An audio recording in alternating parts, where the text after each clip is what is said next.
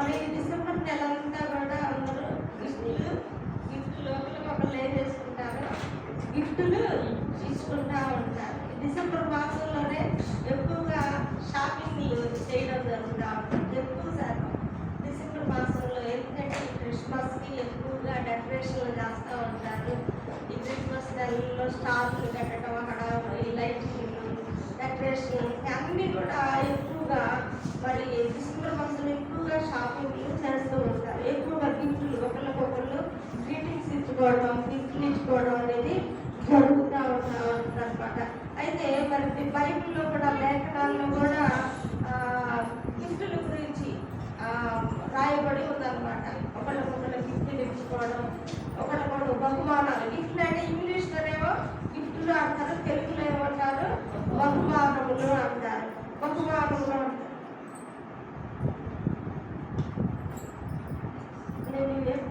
మరి మరి దేవుడి గ్రంథంలో కూడా బహుమానాల గురించి రాయబడి ఉందన్నమాట.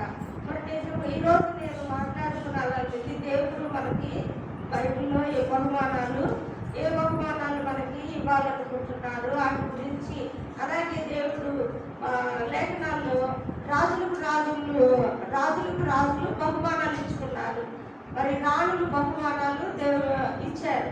అలాగే మనుషులు కూడా దేవుడికి బహుమానాలు తీసుకొచ్చివ్వడం చూస్తూ ఉన్నాం.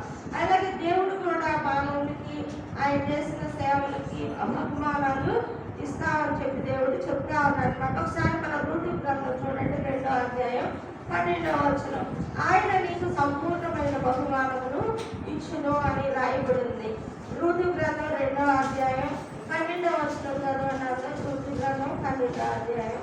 యెహోవా నీకు చేసిన దానికి ప్రతిఫలం ఇచ్చును. ఇశ్రాయేలు దేవుడైన యెహోవా రెక్కల క్రింద సురక్షితముగా ఉండునట్లు నీవు వచ్చితివి. ఆయన నీకు సంపూర్ణమైన బహుమానం ఇచ్చునని ఆమెకు ఉత్తరం ఇచ్చాను.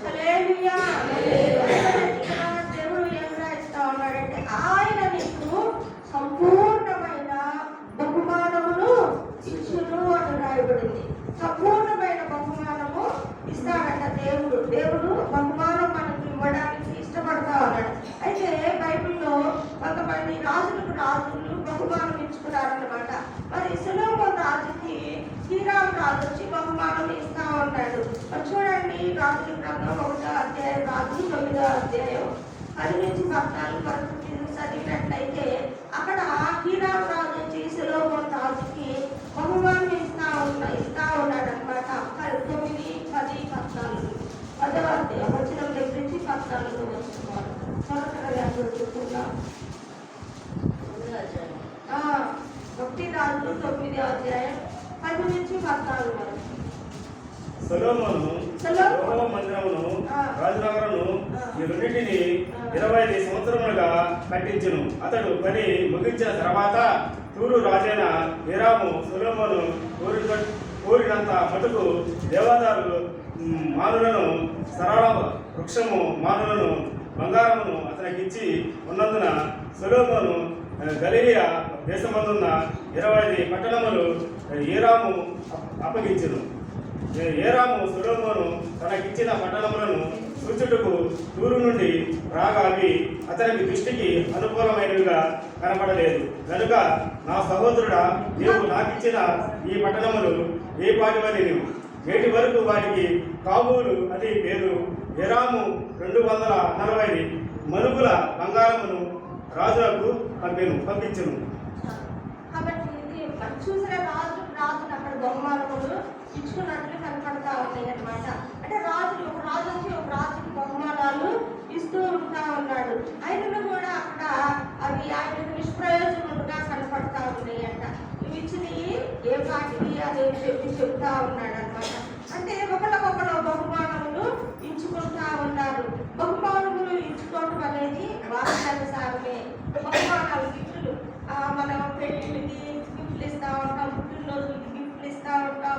ఇవన్నీ కూడా మరి నిజంగా యేసు ప్రభు వారు కూడా గిఫ్ట్లు తీసుకొచ్చారనమాట. అది తర్వాత మనం నెక్స్ట్ భాగంలో చదువుకుందాం. అయితే ఇక్కడ రాజులు ఒకళ్ళకొకళ్ళే. ఒక రాజు ముందు సొలొమోను మందిరం కడతా ఉన్నప్పుడు హీరాము రాజు పంపించాడు. అలాగే తర్వాత సొలొమోను కూడా మళ్ళీ హీరాము రాజుకి బహుమానాలు ఇస్తాం. ఒకళ్ళు బహుమానాలు ఇచ్చి పుచ్చుకోవడం, కేవలం పుచ్చుకోవడమే నేర్చుకోకూడదు. హల్లెలూయా.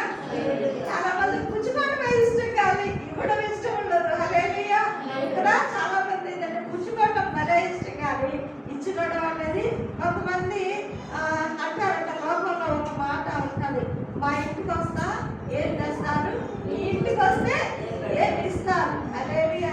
భలే ఉంది కదేంటి, మా ఇంటికి వస్తా ఏం తెస్తారు, మీ ఇంటికి వస్తే ఏం ఇస్తారు అంటే రెండు వీళ్ళకి వచ్చిన వీళ్ళకి అక్కడికి వెళ్ళిన వీళ్ళకి వీళ్ళందరూ ఇక్కడ దేవుని వాక్యం సెలవిస్తా ఉంది కదా. పుచ్చుకొనుట కంటే ఇచ్చుట ధన్యము అని రాయింది. పుచ్చుకొనుట కంటే ఇచ్చుట ఎంతో ధన్యమంట. కాబట్టి పుచ్చుకోవాలి ప్లస్ ఇచ్చుకోవాలి. అర్థమైందా? పుచ్చుకోవాలి ఇచ్చుకోవాలి, ఇది రెండు కరెక్ట్ అన్నమాట. పుచ్చుకోవడం ఇచ్చుకోవడం అనేది ఇది దేవుడు సహజముగా పుచ్చుకున్నామంటే ఇచ్చుకోవాలి, ఇచ్చుకున్నామంటే పుచ్చుకోవాలి ఇది. కాబట్టి దేవుడి వాక్యం ఇంకా సెలవిస్తా ఉంది, పుచ్చుకున్నట కంటే ఇచ్చుట ఎంతో ధన్యము. మనము ఎవరికైనా తిరిగి ఇవ్వలోకి ఇవ్వాలంట. హల్లెలూయా. మనము ఎవరైనా ఇచ్చామంటే అది తిరిగి మళ్ళీ మనము ఎక్స్పెక్ట్ చేస్తాం. అట్లా కాకుండా దేవుని యొక్క చిత్తం ఏంటో తెలుసా, మనకి ఎవరు తిరిగి ఇవ్వలేని వాళ్ళకి ఇచ్చామనుకో వాళ్ళు తిరిగి ఇవ్వలేరు అనమాట. అది అప్పుడు మనము ఎంతో ధన్యులు అనమాట. అందుకే మరి ఇప్పుడు మనం జనరల్గా మనం చేసేది ఏంటంటే అట్టిస్తే అట్టున్నారా పెట్టాలంటారు అనమాట. మనం వాళ్ళకి చీర పెట్టామంటే వాళ్ళు మనకి చీర పెడతారనమాట. అది ఇక్కడ ఆచారాలు అలవాట్లు అనమాట. మనం ఒకళ్ళతో పెట్టామంటే తిరిగి వాళ్ళు మనకి పెడతారనమాట. ఏదో ఒక రూపంలో వాళ్ళు తిరిగి ఇవ్వడానికి చూస్తా ఉన్నారు. కానీ దేవుడు అంటా ఉన్నాడు, పుచ్చుకొనుట కంటే ఇచ్చుట ధన్యము. మనము తిరిగి పెట్టలేని వాళ్ళకి, తిరిగి ఇవ్వలేని వాళ్ళకి పెట్టడము ఇవ్వడము దేవుడికి ఇష్టం అనమాట. ఇప్పుడు కొంతమందికి మనం వేరే భిక్షకాలకు కానీ లేకపోతే ఇంకా వేరే పేదవాళ్ళకి కానీ మనం ఎవరు ఇచ్చాము మనం తిరిగి ఇవ్వలేదు కదా. అది ఒక ఉపకారం అనమాట. అది తిరిగి ఇవ్వలేదు, తిరిగి పెట్టలేదు అనమాట. మనం వేరే భిక్షకాలకు ఒక చీర ఇచ్చినప్పుడు మనకు తిరిగి పెట్టరు కదా. వాళ్ళకి తిరిగి వాళ్ళకి ఏదైనా ఇచ్చామనుకోండి వాళ్ళు మనకు తిరిగి ఇవ్వరు కదా. అది దేవుని దగ్గర అప్పుడు మనకు బహుమానం ఉంటుంది అనమాట. తిరిగి ఇవ్వలేని వాళ్ళకి మనం చేసింది అది చాలా మనకి దేవుడికి ప్రీతికరమైన సేవా యాగము అని కూడా దేవుడు చెప్తా ఉంటాడు అనమాట. కాబట్టి ఈ బహుమానాలు ఇది రాజులు ఒకరికొకళ్ళు బహుమానాలు ఇచ్చుకున్నారు. అయితే ఒక శేబాదేశం రాణి కూడా వచ్చి రాజు గారికి సొలొమోను రాజు గారికి బహుమానాలు ఇస్తా ఉంది. చూడండి రాజుల గ్రంథమే అక్కడే 10వ 240 మడుగుల బంగారములు, బహు విస్తారమైన గంధవర్గములు, రత్నములను ఇచ్చెను. షేబాదేశపు రాణి రాజైన సొలొమోనుకు ఇచ్చిన గంధవర్గములంత విస్తారము మరి ఎన్నడైనను రాలేదు. మరియు ఓఫీరు దేశము నుండి చాలు ఇక్కడ చూసారా.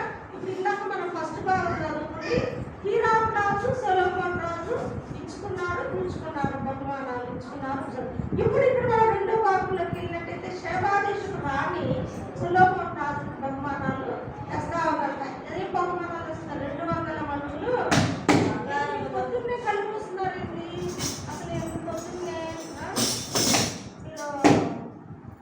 కలుపు ఇవ్వకండి. నాకు మీ వైపు చూస్తే నాకు నడిపి రావట్లేదు. కాబట్టి ఆ రాణి మరి శేబాదేశపు రాణి కూడా రాజుగారికి బహుమానం చేస్తుంది. ఎన్ని మడుగులు అంటాది? 240 మడుగుల బంగారం. 240 మడుగుల మన బంగారం ఆయనకు బహుమానం. ఫస్ట్ ఆయన జ్ఞానాన్ని సొలొమోనుకు దేవుడు అధికమైన జ్ఞానం ఇచ్చాడు కదా. ఆ జ్ఞానాన్ని టెస్ట్ చేయడానికి ఆమె ఎక్స్ప్రెషన్ వేయడానికి అలాగే వచ్చింది. అయితే రాజుగారి దగ్గర వస్తూ కూడా ఆమె ఏం చేస్తుంది, బహుమానాన్ని తీసుకొస్తా ఉందన్నమాట.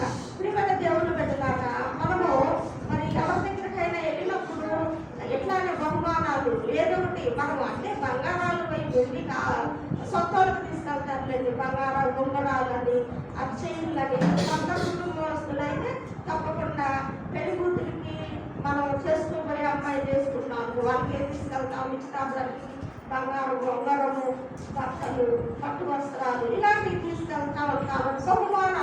బహుమానాలు ఇవ్వడం అనమాట. అయితే ఇక్కడ ఒక రాజుగారి దగ్గరకు కూడా ఏమేమి తీసుకొస్తా ఉంది, బహుమానాలు తీసుకొస్తా ఉంది. 200 మనుగుల అంటే ఎక్కువ బహుమానాలను తీసుకొస్తా ఉన్నమాట.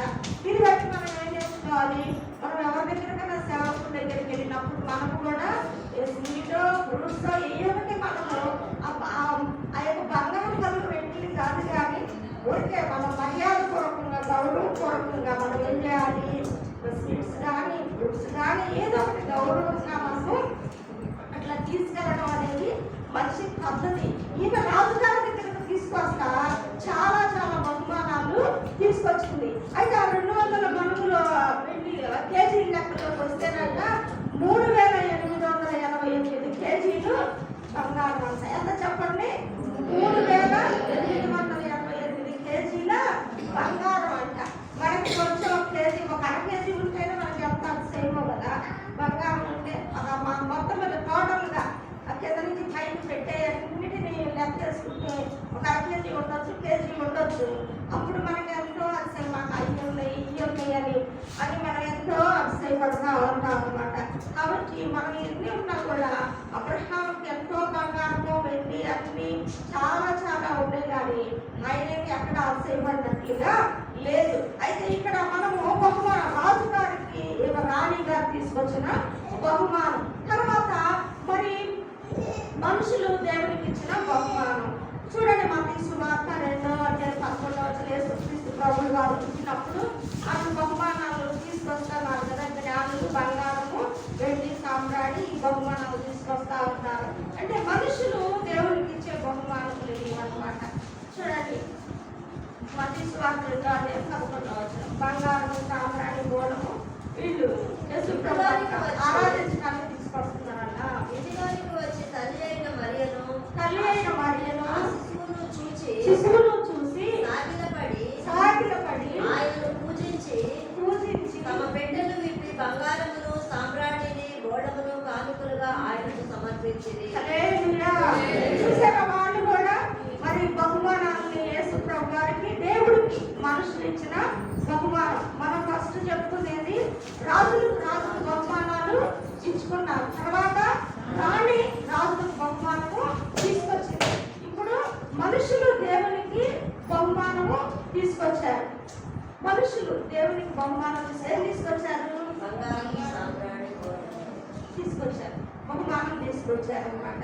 అది మరి ఆయన అప్పుడు అది క్రిస్మస్ సందర్భంలో చెప్తారు. కాకపోతే నేను ఇప్పుడు బహుమానాల సందర్భంగా చెప్తా ఉన్నాను అనమాట. క్రిస్మస్ అందరూ పురస్కరించుకొని వాళ్ళ దేవుడిని ఆరాధించడానికి వాళ్ళు అవన్నీ తీసుకొచ్చారు. అంటే అది దేవుడిని ఎంత ఆరాధిస్తున్నారు అనేది మనకు అర్థమవుతా ఉంటుంది.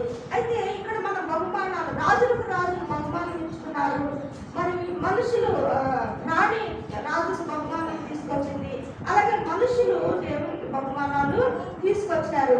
అయితే దేవుడికి దేవుడు తండ్రి అయిన దేవుడు మనుషులకి ఇచ్చిన బహుమానం ఏంటి? ఎవరైనా చెప్తారా?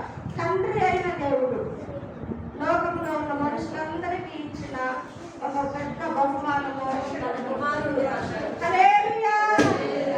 ఇది దేవుడు మనుషులకి ఇచ్చిన బహుమానం అంట. ఇది లోక రక్షకుడిని మనుషులందరికీ కూడా ఆయన ఇచ్చిన బహుమానం అనమాట. ఇప్పుడు దాకా మనుషులకి ఇచ్చుకున్న బహుమానాల గురించి మనం చెప్పుకున్నాం. అయితే దేవుడు మానవులందరికీ ఇచ్చిన బహుమానం ఏంటంటే యోహాను సువార్త 16:3 దేవుడు లోకమును ఎంతో ప్రేమించి ఆయన కుమారుని లోకానికి ఆయన పంపించాడంట.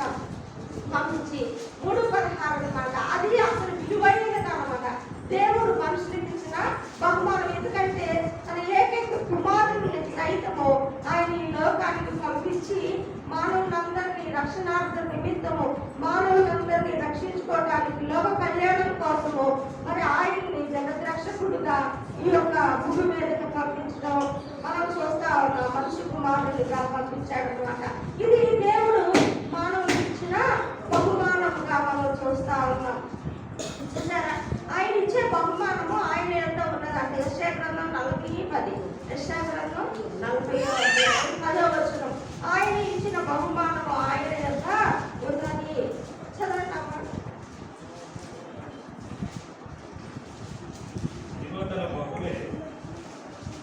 పక్షంలో నిలుచుండగా ప్రభువు యెహోవా తానే శక్తిమంతుడై వచ్చాడు.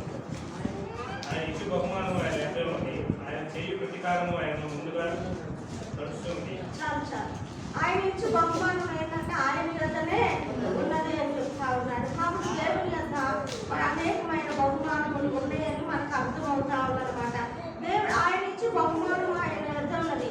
మరి ఈ బహుమానం కొరకు ఎంతమంది పరిగెత్తుతున్నారు? ఈ బహుమానం దేవుని యొద్ద ఆయన ఇచ్చే బహుమానాలు అనేకమైనవి ఉన్నాయి. మరి ఆ బహుమానాలు పొందుకోవాలంటే ఇప్పుడు ఏం చేయాలి? మన ఆ బహుమానం కొరకు ఎంతమంది పరిగెత్తుతున్నాము? ఇప్పుడు మీరు ఇంకా బాగా ఎలర్ట్గా వినాలి. ఇప్పటి వరకు మనుషులు ఇచ్చుకున్న బహుమానాల గురించి, రాజులు ఇచ్చుకున్న బహుమానాల గురించి, దేవుడికి మనుషులు ఇచ్చిన బహుమానం గురించి మనం మాట్లాడుకున్నాం. అయితే దేవుడు మనందరికి ఇచ్చిన బహుమానం వారు మరి దేవుని యొక్క అనేక బహుమానములు ఉన్నాయి. అవి మనము ఆ బహుమానాలు మనం తీసుకోవాలంటే, ఆ బహుమానాలు మనకు కావాలంటే మనం ఆ బహుమానం కోసం ఎంతమంది పరిగెత్తుతున్నామో, మనం ఎంతమంది పరిగెత్తుతున్నాము? 1 Corinthians 9:24 చూడండి. మీరు బహుమానం పొందినట్లు పరిగెత్తి అంటా ఉన్నారు. మీరు బహుమానం పొందినట్లు పరిగెత్తి. 1 Corinthians 9:24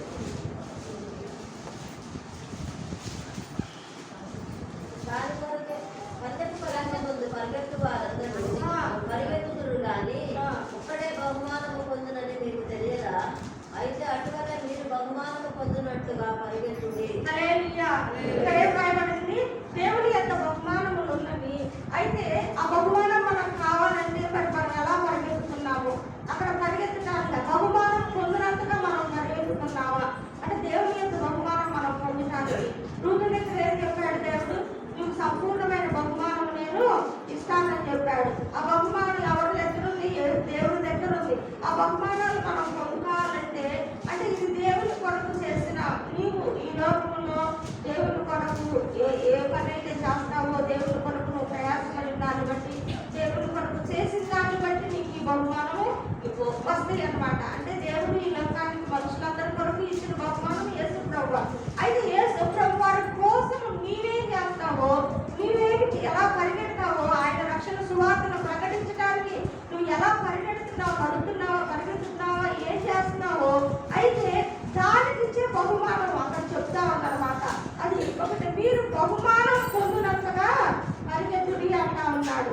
రక్షణ సువార్తను తీసుకొని ఈ యొక్క రక్షణ సువార్త అనే బహుమానాన్ని నువ్వు ఎంతమందికి ఇస్తున్నావు? తీసుకెళ్ళి రక్షణ సువార్త అనే బహుమానాన్ని తీసుకెళ్ళి ఎంతమందికి నువ్వు వస్తున్నావు?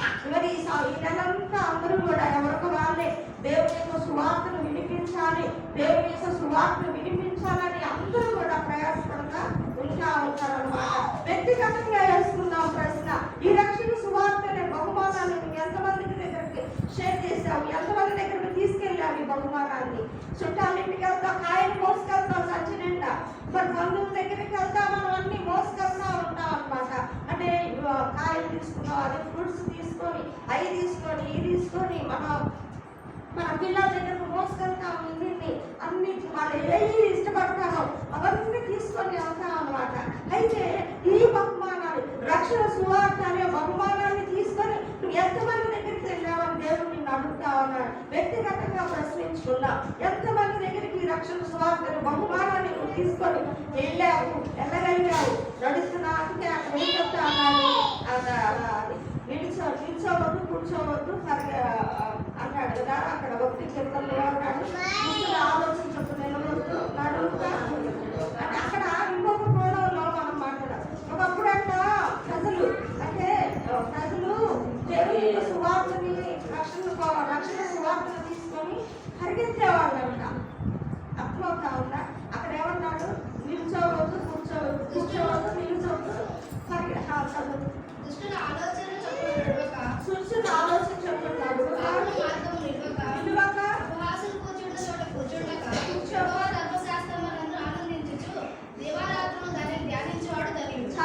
ఒకప్పుడు రక్షణ సువార్తను తీసుకొని ప్రజలు పరిగెత్తేవాళ్ళు అంటే రక్షణ సువార్తను తీసుకొని పరుగులెట్టి అంటే అంత బాగా పరిగెత్తాలి, దేవుని సువార్తను ప్రకటించాలి.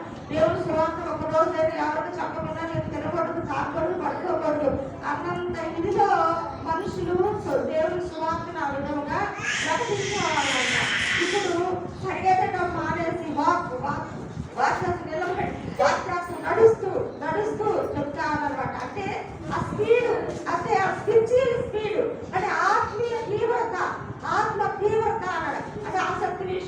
మాదిరి కాగా ఆత్మ తీవ్రత కలవారై ఉండమని దేవుడు చెప్తా ఉన్నాడా అంటే ఆ తీవ్రత తగ్గిపోయి ఆ పరిగెత్తడం ఆపేసేసి ఇప్పుడు ఎట్లా ఉంటున్నారు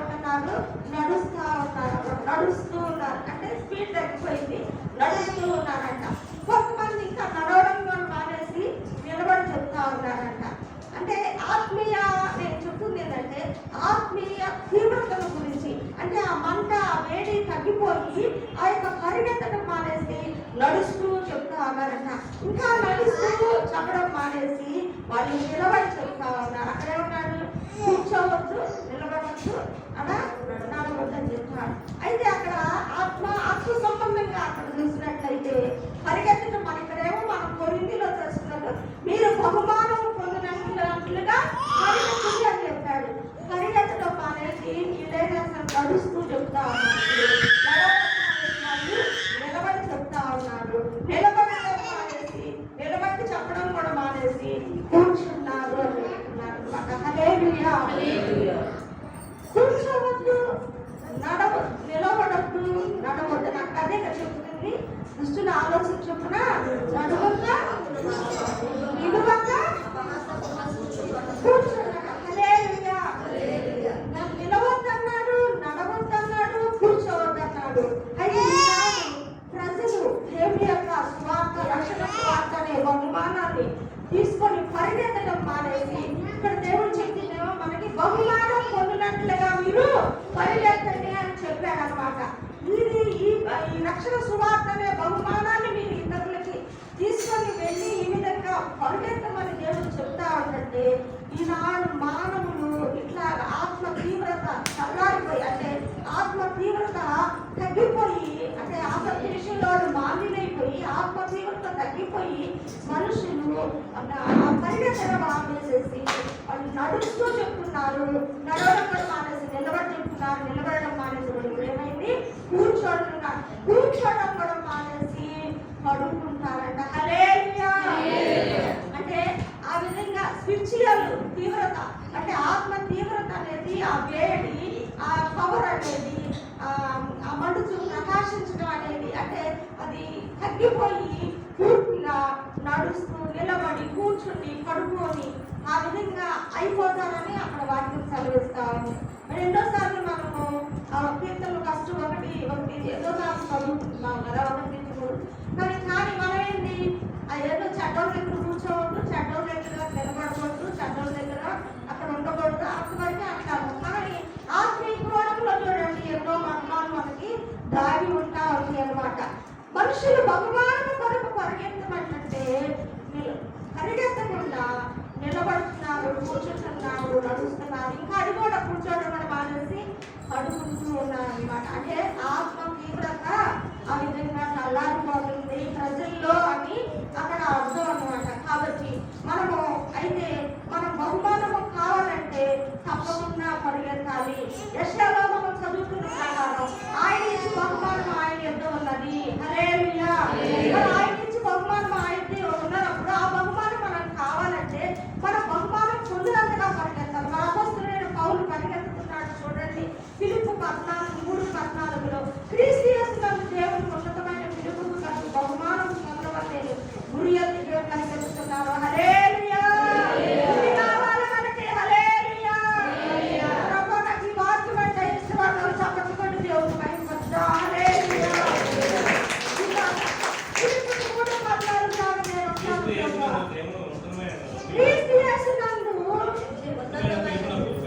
ఉన్నతమైన పిలుపునకు కలుగు బహుమానం పొందవలెనని గురి ఎత్తుకు పరిగెత్తుతున్నాను. హల్లెలూయా. ఇది ప్రతి ఒక్కరికి కావాలి. సేవకుడికి వాళ్ళే చెప్పుకుంటారు సువార్త. ఆ సేవకులకే ఆ పని కానీ ఆ సేవకులకే మనం ఏదో కాసేపు కాలక్షేపానికి వెళ్తాము కాసేపు కళ్ళు మూసుకుంటాం అవసరమైతే కాసేపు ఏదో గుడి చేస్తాము కాసేపు ఏదో అక్కడ టైం పాస్ చేసుకుంటాము మనం పోతాం. ఇళ్ళొకటి చెప్పటం ఈ రక్షణ సువార్తని చెప్పే పని బాధ్యత మనది కాదు. ఆ బహుమానాన్ని తీసుకెళ్లే పని మనది కాదు. ఆ భక్తమ్మ పని ఆ శ్రీకాంత్ పని వాళ్ళకి ఆ బాధ్యత వాళ్ళకి మనకెంత మాత్రం కాబట్టి మీకు బహుమానం వద్దా మీ పిల్లలు ఇప్పుడు స్కూల్లో బహుమానాలు తీసుకొని బహుమానులంతా కింద తల్లిదండ్రులుగా మీరు ఎంత ఆనందపడతా ఉంటారు. మీ భాష మీరు బాగా అలవాటు కదా, అక్కడ ఏం జరుగుతుందో మీరు తప్పకుండా అటెండ్ అవుతారు కదా. కంపల్సరీగా పేరెంట్స్ అటెండ్ అవ్వాలి. అక్కడ వాళ్ళు చేసే ఆ ప్రోగ్రామ్స్ అన్నిటికీ కూడా హాజరవ్వాలి. వాళ్ళ పిల్లల పొందుకున్న బహుమానాలు తీసుకోవాలి. భూలోకంలోనే ఇంత ఉంటే చెప్పండి, భూలోకంలోనే మీ పిల్లల బహుమానాలు పొందుకోవాలి, మీరు ఆనందించాలి, మీరు సంతోషించాలి. ఇంత ఉంటే భూలోకంలోనే మరి పరలోకంలో దేవుడు ఎంత పెట్టాడు మరి చెప్పండి. అక్కడ మనం చదువుకుంటున్నాయి సొంత మాటలు కాదు, దేవుడు ఇచ్చే బహుమానము, ఆయన ఎందుకు ఆయన ఇచ్చే బహుమానం. ఆ బహుమానాలు మనకు స్వీకరించాలంటే అది మాకొక్కరికే కాదు బహుమానం, అందరికీ బహుమానాలు ఉన్నాయి అన్నమాట. ప్రతి ఒక్కరికి మీరు చేసిన దాన్ని బట్టి, మీరు దేవుని కొరకు ఏది చేస్తారో దాన్ని బట్టి, అంతేగాని మీ కుటుంబానికి చేసిన దాన్ని బట్టో లేదా మీరు ఆఫీసులో చేసిన ఉద్యోగాన్ని బట్టో మీ పిల్లలకి మీరు చేస్తున్న పరిచర్యలు బట్టి దీనికి కాదు బహుమానం. దేవుని కొరకు చేసిన దాన్ని బట్టి అక్కడ బహుమానం అన్నమాట. దేవుని కొరకు నువ్వేం చేస్తావో దానికి బహుమానం. అందరికి ప్రతి ఒక్కరికి బహుమానం ఉన్నది. సేవకులకు ఇచ్చే బహుమానం అందరికీ దేవుడు ఇచ్చాడు అనమాట. ఆ బహుమానాలు దేవుని కొరకు నువ్వేం చేస్తావో, దేవుని ఇక్కడ ఏమైనా కూర్చావా, ఇక్కడ ఏమైనా పచ్చడి చేసావా, ఇక్కడ ఈ లైట్లు తుడిచావా, ఈ ఫ్యాన్లు తుడిచావా, ఎప్పుడన్నా ఈ లైట్లు బూజుపట్టి తుడిచావా, ఫ్యాన్లు బూజుపట్టి తుడిచావా, మందిరం బూజుపట్టి తుడుస్తున్నావా, ఇట్లాంటి దేవుని ఇంట్లో చేసిన దానికి బహుమానం అనమాట. అదేదైనా కావచ్చు, బాత్రూమ్ క్లీనింగ్ కావచ్చు. ఎంతోమంది పెద్ద ఒక ఆవంట మనలో చర్చిలో వచ్చి అది చర్చిలో బాగా ఊడుస్తా అన్ని కుర్చీలన్నీ వేసి చర్చిలో ఊడ్చేసి క్లీనింగ్ చేసేసి క్లీనింగ్ చేసేసిందంట. ఆ కుర్చీలు వేసేసేసి మళ్ళీ బాత్రూంలో ఎన్ని వేసి క్లీన్ చేస్తారు కదా, మరి కట్టటాయిల్లో ఎన్ని వేసి క్లీన్ చేసి ఎన్ని చేస్తా ఉన్నాడు. ఈలోపు ఆయన ఒక ఆఫీసర్ అనమాట, అంటే ఆ ఉద్యోగం అంటే చర్చిలో మెంబర్ వచ్చాడు. ఒక ఆయన వచ్చాడు, చర్చిలో మెంబర్ వచ్చాడు. ఆయన సూటు గుండె వేసుకొని వచ్చాడు, ఆరాధనకు వచ్చాడు. ఆయన మామూలుగా తయారుకు వచ్చాడు. ఈలోపు ఏమో క్లీన్ చేసి ఏమో వెళ్ళిపోతా ఉందన్నమాట. వెళ్ళిపోయి అనేసరికి వెళ్ళిపోతా ఉంది. వెళ్ళిపోతుంటే ఈయన ఈ చర్చికి ఆరాధించడానికి వచ్చిన ఆయన మరి ఏమో పేదరాలు కాబోలు అని చెప్పట మొన్న ఆయన జేబులో డబ్బులు తీసుకొని తీసుకోనంట ఏమో తీస్తే బాగుంటుంది అని చెప్పి ఏమో చాలా వీధరాలేమో అనుకోనంట ఆయనకి ఆమెకి ఇవ్వబోయాడంట, డబ్బులు ఇవ్వబోయాడంట. డబ్బులు ఇవ్వబోతా అంటే నో అని చెప్పి ఆమె తీసుకోలేదంట. తీసుకోక నేను మళ్ళీ రెడీ అయ్యి చర్చికి రావాలి, నేను మళ్ళీ రెడీ అయ్యి చర్చికి రావాలని త్వరగా వెళ్ళిపోతుందంట బయటికి. మరి చర్చికి రావాలంటుంది అని కోరిక ఆమెని వెళ్తుంది, బయటకు వెళ్తుంటే ఆమెను ఫాలో అయ్యాడంట ఆయన. ఈమె మళ్ళీ చర్చికి రావాలంటుంది, అసలు ఎవరు ఈమె ఏంటి, మళ్ళీ నేను ఎప్పుడు చర్చిలో ఎవరు చూడలేదు అని చెప్పి అనుకొని చూస్తా ఉన్నాడు. వెనకాలప్పుడు ఆయన ఆమె కారు ఎక్కుందంట. అసలు ఆ కారు ఖరీదు ఎంతో ఖరీదైన కారు అంట. డ్రైవర్ ఉన్నాడంట. వెంటనే ఆమె డ్రైవర్ తీసుకొని వెళ్ళాడంట. తర్వాత ఇంకో హాఫ్-అన్-అవర్లో ఆమె మళ్ళీ మంచిగా డ్రెస్ మార్చుకొని మంచిగా దేవుడిని ఆరాధించడానికి ఆమె కూడా సంఘ సభ్యురాలుగా ఆమె కూడా మళ్ళీ తయారై రెడీకి వచ్చిందంట. ఇప్పుడు ఈ డబ్బులు ఇవ్వబోయే ఆయన ఎంతో ఆశ్చర్యపోయాడంట. అది ఆ కార్ దగ్గరికి వెళ్ళి ప్రశ్న వేసాడంట. మరి ఎవరు మీద ఏంటి అని అడిగితే నేను ఫలానా ఆమె చెప్పుకున్నాను. అంటే ఆమె కూడా చాలా ఒక ఉన్నతమైన జాబ్లో ఉంది. అయితే ఆ రోజున ఆమె చర్చి నేను క్లీనింగ్ చేసుకోవాలి, చర్చి ఈ రోజు నేను ఓడవాలి, బాత్రూమ్ నేను కడగాలి అని ఒక తీర్మానం చేసుకొని ఆ రోజు ఆమె అట్లాగా చేసుకుంది అనమాట.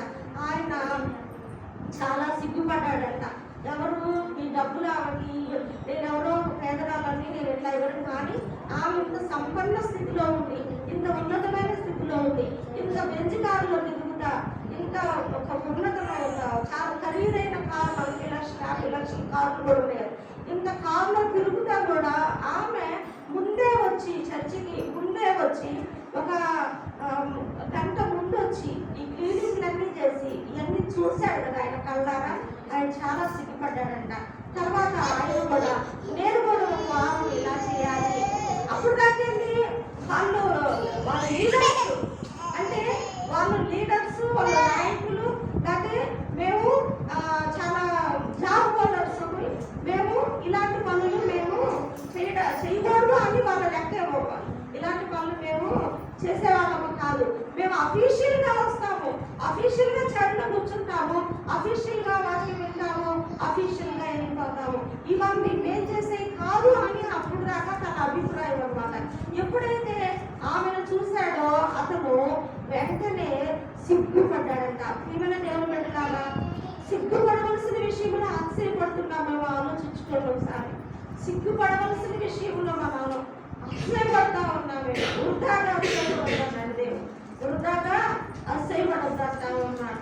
మనము చాలా సార్లు సిగ్గుపడవలసిన విషయంలో మనం అసహ్యపడతా ఉన్నామేమో. నేను చాలా మంది చూసినప్పుడు నేను కూడా సిగ్గుపడతా ఉంటాను అన్నమాట. నేను వాళ్ళగా పరిచయం చేయలేకపోతున్నాను, ఏళ్ళగా చేయలేకపోతున్నాను, అయ్యో అని చెప్పి నేను కూడా కొన్నిసార్లు